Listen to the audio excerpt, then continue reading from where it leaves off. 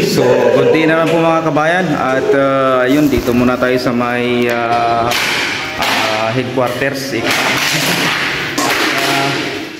tayo gagawa ngayon mga kabayan kasi ito ay lalagyan po ulit ng soundproofing kagaya ng ginawa natin doon sa may function hall sa may ground floor. At ang likod kasi nito mga kabayan is function hall din sa second floor. So ito yung mga kabayan function hall dito. Ito yung unang ginawa natin noon. So yan, mayroon po akong vlog dito mga kabayan. Yan. So ang likod niyan ay lalagyan po natin ng rock wool para soundproofing kasi pag may meeting dun sa likod ay dinig na dinig mga kabayan. Ayun, samahan nyo naman po kami mga kabayan, samahan nyo naman po ako sa ating gagawin na naman po dito sa may hotel na ito mga kabayan. And para subaybayan yung mga kabayan kung paano yung ating gagawin dito hanggat matapos muli mga kabayan.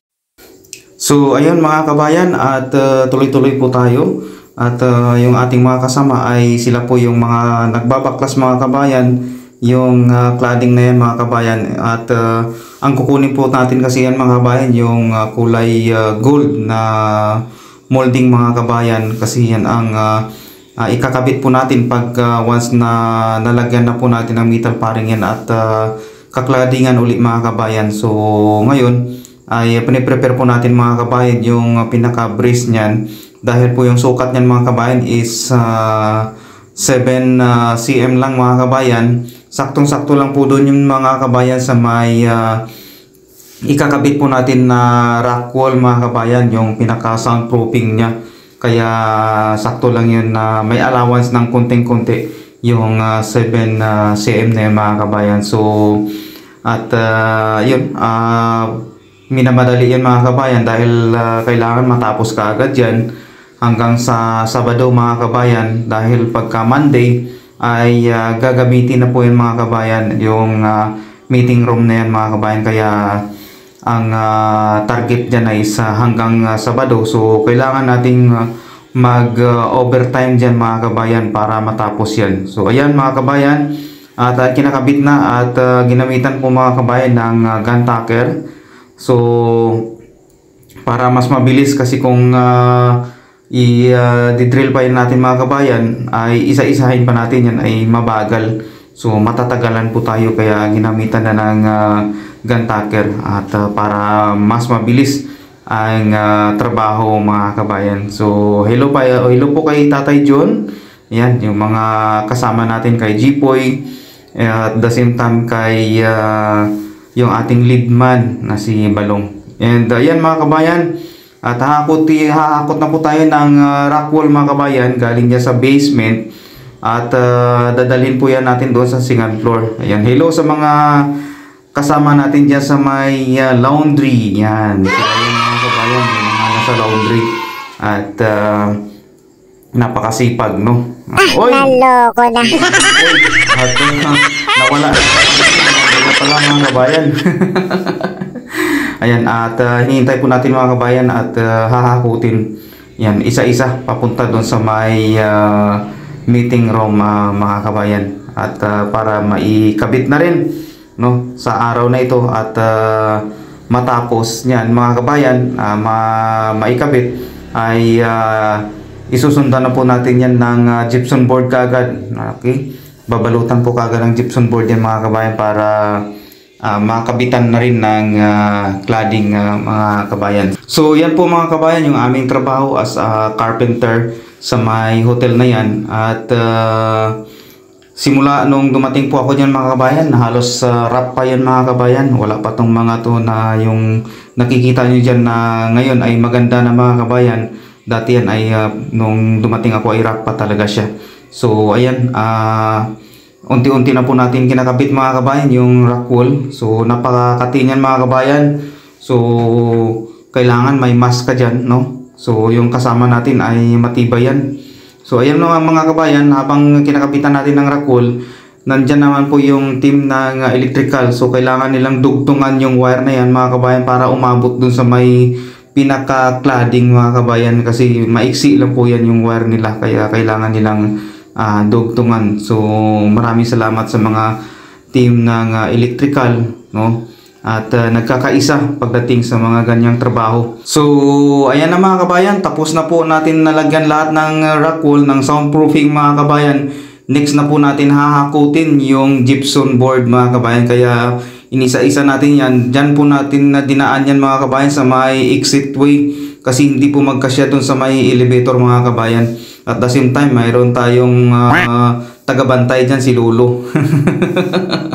Yan, pasilip-silip lang yan mga kabayan, pero mabait naman yan. At minsan yan naglilibre ng pangmalakasan na inumin mga kabayan sa kanyang mga nagtatrabaho. So maraming salamat kay Mr. Go. At ayan, unti-unti na po natin natatakpan mga kabayan ng gypsum board. Dahil mamaya po mga kabayan, after natin matakpan ng gypsum board yan, ay isusunod na po natin yung cladding kaagad mga kabayan. Kailangan maumpisahan na yan, at para mas mabilis makuha natin yung target mga kabayan ng company. Ayan, kaya mabilis ang galaw yan mga kabayan para matapos na kaagad, kasi pag hindi matapos, marami na naman tayong marinig na yaw-yaw dyan. Yan, kaya alam nyo naman mga kabayan, yung mga Koreano ay mahigpit pagdating sa oras mga kabayan, at mahigpit pagdating sa trabaho. Kailangan mabusisi. So ayan mga kabayan, tapos na yung gypsum board, and kinakapit na po natin mga kabayan yung pinaka baseboard niyan na tinanggal natin doon sa mga binaklas natin mga kabayan. At kailangan kasing tanggalin yan kasi walang ibang available na ganyang kulay na baseboard na light gray mga kabayan. Ang available lang doon sa may baba ay yung dark gray. So ayan mga kabayan, unti-unti na, at tayo po yung nagkakabit ng pinaka gold na molding mga kabayan dyan sa taas. At yung mga kasama natin doon sa baba, sila yung mga taga-cutting. Ayan, hello kay Tatay June. Ayan, tumutulong siya kasi hindi natin kayang mag-isa dyan sa taas, kasi mabigat yung cladding na yan mga kabayan. So kailangan ay naka-fix po talaga siya. Hindi po pwede na yung idikit mo lang, okay na. So kailangan talagang dikit na para talagang sure na hindi po siya matanggal. Kasi pag once na matanggal yan mga kabayan, back to zero po tayo. Back to zero, kasi kailangan mong tanggalin yung mga silicone na nilagay na doon sa may cladding, kasi yun mga kabayan ay tuyo na.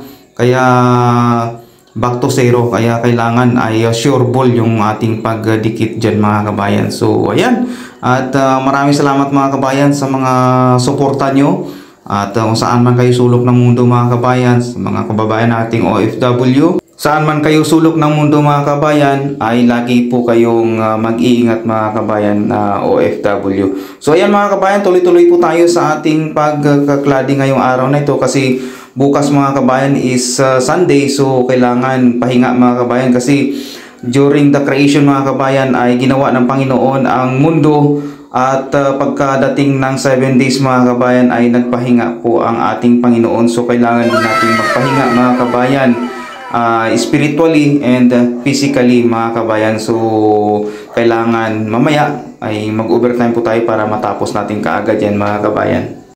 So ayan mga kabayan, at natapos na rin, at nakahabol tayo sa deadline mga kabayan. So kung makikita nyo ay parang bumalik na rin siya sa dati mga kabayan. So maraming salamat sa inyong lahat mga kabayan sa patuloy nyo po sa pagsuporta ng aking mga video. Kung bago ka lang sa channel ko, please don't forget to like, share, and subscribe. And pakihit na rin ang notification bell upang ikaw ay laging updated sa aking mga video. So maraming salamat mga kabayan. Stay safe and May God bless you. Maasalama!